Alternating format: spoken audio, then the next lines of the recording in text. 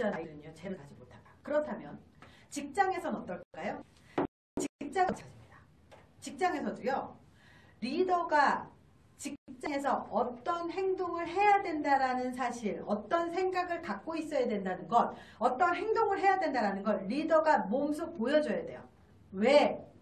모든 부하들은 누굴 보고 배울까요? 리더를 보고 배웁니다. 모든 자식들은 누굴 보고 배울까요? 부모를 보고 배웁니다. 그래서 오죽하면 한 엘리베이터에 그런 글이 써져 있어요. 우리 아파트의 아이들이 인사를 하지 않는 건 배운 바는 있으나 본 바가 없기 때문입니다. 라는 글을 붙인 게 페이스북에 한동안 돌았었습니다. 네. 왜요? 가르쳐놓고 부모가 행동으로서 보여주지 않으면 아이는 한다, 안 한다? 안 한다. 왜? 본 적이 없기 때문에.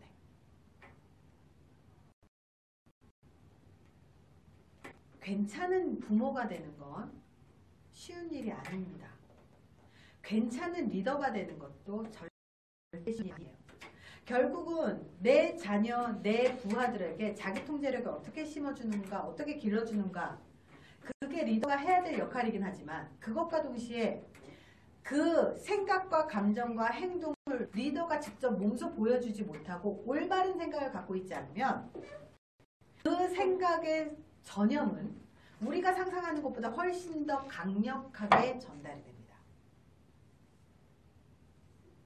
그래서 이 자기 통제력이 높은 아이, 1분을 앉아서 버텨서 우와 너 1분 진짜 버텼네, 너 진짜 잘했어, 평가 있고 칭찬을 받은 아이들이 자기 통제력이 높다는 뜻이에요.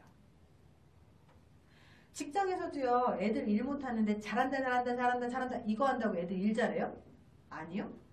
일을 하면 그거에 대한 피드백을 하고 교정을 해주고 다시 조금 더 난이도 있는 일을 시키고 그거를 다시 확인하고 피드백 해주고 다시 훈련을 할 수 있게끔 해주고 이 작업을 리더들이 해야 돼요. 그러면 자식들한테는 그렇게 안 해요?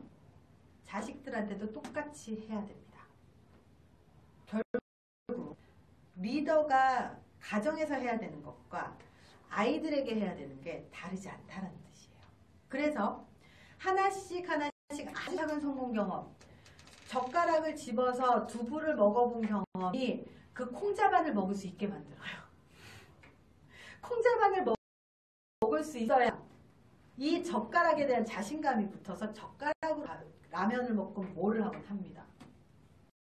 아주 작은 거에 대해서 성공 경험이 없는데 큰 거에서 성공 경험을 만들어지겠습니까? 세상엔 그런 세상 없습니다.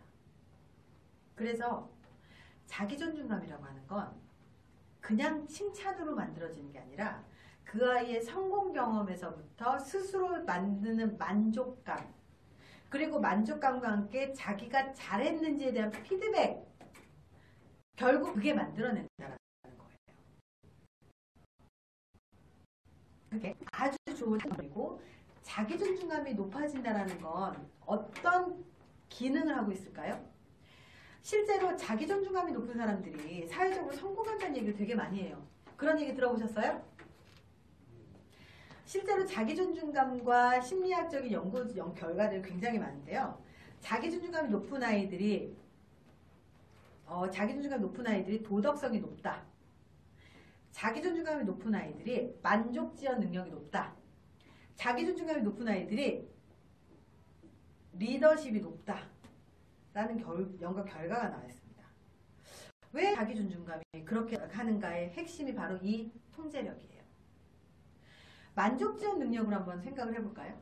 만족지원 능력이라는 건 눈앞에 아주 가벼운 만족보다 미래의 큰 만족을 추구하기 위해서 인내심을 갖는 과정을 만족감이라고 해요. 마시멜로 이야기 아마 다 들어보셨을 거예요. 연구자가 와서 4살짜리 아이들한테 이 얘기합니다.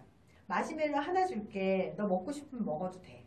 근데 선생님이 나갔다 올 거야. 나갔다 오는 시간이 15분입니다. 나갔다 올 건데 나갔다 올 때까지 이거 안 먹고 기다리면 2개 줄게.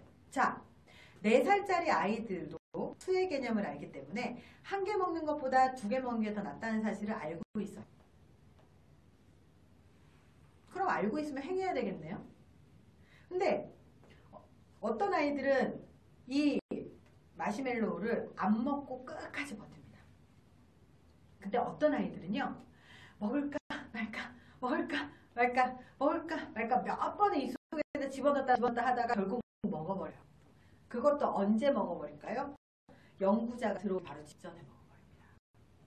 인내심이 끝까지 가지 않아요. 근데 종단 연구를 합니다. 이 종단 연구라는 게 뭐냐? 20년 뒤, 30년 뒤에 이 아이들이 어떤 삶을 살고 있을까를 추적 조사하는 과정이에요. 되게 어려운 연구입니다. 확인해봤더니 마시멜로우 2개 먹은 아이가 하나 먹은 아이보다 훨씬 더 성공해 있더라, 훨씬 더 사회적인 지위가 높더라, 훨씬 더 돈을 많이 벌더라, 훨씬 더 행복하더라. 왜 만족지원 능력이 그런 결과를 나타냈을까? 지금도 우리는 같은 시간을 살아가고 있는 사람들이에요. 같은 시간들을 살아가고 있다는 건 뭐냐? 지금 어떤 사람들은 바깥에 나가서 놀고 있고요. 지금 이 순간에 저는 강의를 하고 있고요. 지금 이 순간에 여기 와서 강의를 들으시는 분들이 있고요. 어떤 분들은 이 페이스북을 통해서 제 강의를 들으시는 분들이 있어요. 그게 뭐냐?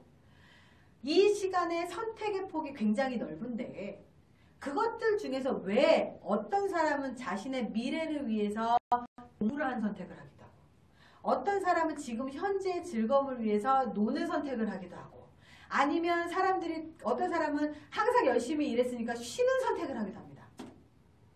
근데 그 선택을 하는 것들을 보면 어떤 사람은 먼 미래에 자기의 미래와 꿈을 위해서 현재 공부를 하거나 희생을 하거나 무언가 하는 선택을 한 사람들이 있어요. 이 사람들이 만족지원 능력이 높은 사람들입니다. 당연히 이 미래를 추구할 수 있는 사람들이 성공할 수밖에 없겠죠. 자기 통제력. 이 시간에 미래를 위해서 할 수 있는 그 선택을 할 수 있는 능력을 갖고 있는 사람들이 결국은 성장을 하고 성공할 수밖에 없어요. 자기 통제력이 높은 사람들이, 자기 존중감이 높은 사람들이 도덕성이 높아요. 왜? 이들이 자기 통제력이 높거든요. 그러면 자기 통제력이 높은 사람들이 도덕성이 높을 수밖에 없다는 게 눈앞에 10억이 있어. 근데 너 10억 갖고 깜빵 갔다 올래? 10억 안 갖고 그냥 살래? 물어보면 대한민국 국민의 70%, 성인도 70%가 되고요. 고등학생 아이들한테도 물어봤을 때 70%의 아이들이 뭐라고 대답했느냐? 10억 주세요. 깜빵 갈래요. 이런 대답을 해요. 통제력. 이 통제력이라고 하는 게 이 10억을 눈앞에 갖고 있었어도 내가 이걸 갖고 싶은 마음이 들지만 안 가지려고 하는 게 자기 통제력이에요. 앞에 10,000원짜리가 한 장이 놓여 있어요. 주인이 없는 것 같아요. 내 물건이 아니면 어떻게 해야 돼요? 그냥 놓고 가야 돼요. 근데 주인이 없는 것 같으니까 길거리 떨어져 있는 10,000원 주고 가요. 그때는 아무것도 아닌 것 같죠. 아주 사소하지만 아무것도 아닌 것 같아요. 심리 실험을 한번 해보잖아요. 그러면 아주 사소하게 남을 속였거나 부당하게 물건을 가져갔거나 아니면 내 것이 아닌 걸 탐했거나 거짓말을 했거나 이런 것들이 있으면 컨닝할 확률이 높아집니다. 실제로 A그룹의 선글라스하고요. B그룹의 같은 선글라스를 동일한 걸 줬습니다. A그룹의 사람들한테 뭐라고 얘기했냐면 이 선글라스 가짜예요. 한번 착용만 해도 돈 드릴게요. 이쪽은 사람들은 명품 선글라스를 좋아하는 경향이 있습니다. 그래서 이 명품 선글라스 한번 착용해 보십시오. 불을 깜빡했어요. 그랬더니 명품 선글라스라고 알고 한 집단하고 추가 검사를 합니다. 이건 가짜 선글라스라고 한 집단하고 같이 실험을 진행합니다. 이 다음 실험이 뭐냐? 시험을 봐서 체크를 하는데 누가 더 많은 컨닝을 하느냐. 누가 더 많은 컨닝을 하느냐. 명품 선글라스라고 알고 한 집단은 컨닝의 비율이 30%지만 가짜라고 알고 한 집단은 컨닝의 비율이 70%가 넘어갔어요. 사회적으로 내가 일부러 이것을 알고 거짓말을 한 건 아니지만 결국은 짝퉁 선글라스, 가짜 선글라스를 꼈다라고 사회적으로 동조했다는 그 사실 하나만으로 도덕성이 상당히 떨어진다는 거예요. 그래서 이 도덕성이 떨어지게 되면 자기 존중감이 낮아지게 되고 통제력도 낮아지게 돼요. 그래서 만족감이 떨어지게 됩니다.